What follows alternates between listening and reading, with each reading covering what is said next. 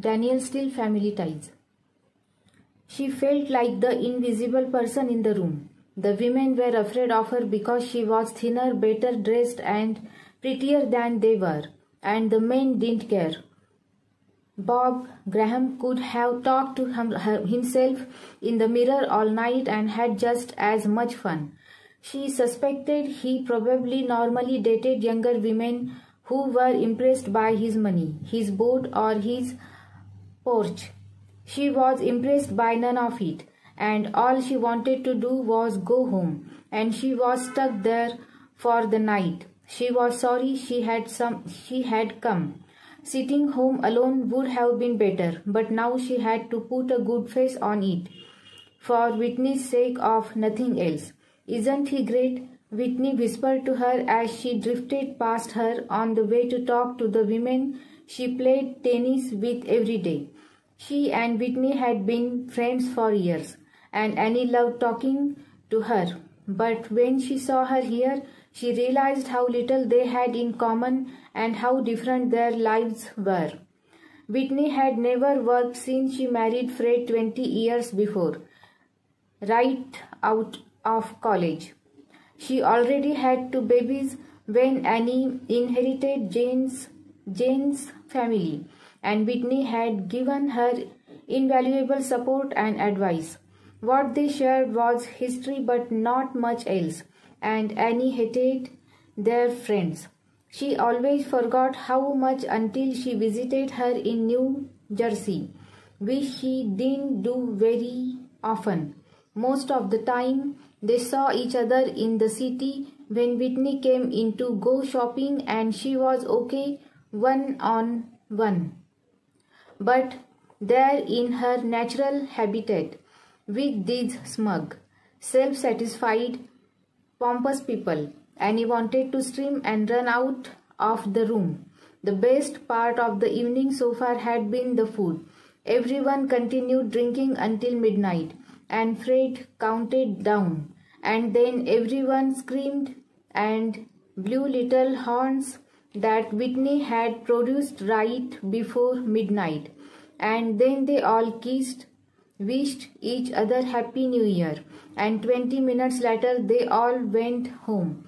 Whitney was totally drunk by then, and Fred went up to bed without saying goodnight to either of them. Bob said you were great, Whitney assured her, slurring her words, and Annie hated seeing her like that. She wanted her to be better than this, to be different, but she wasn't. She was one of them, and she fabulous blind date had been another bad joke. Annie had forgotten since the last one just how bad blind dates could be. She always swore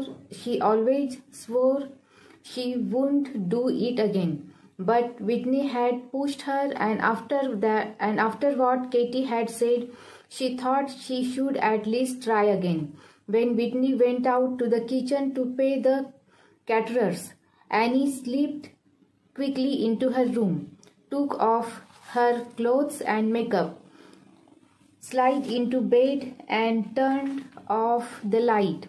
And all she wanted was not a man, but to turn the clock back to when nieces and nephew were young.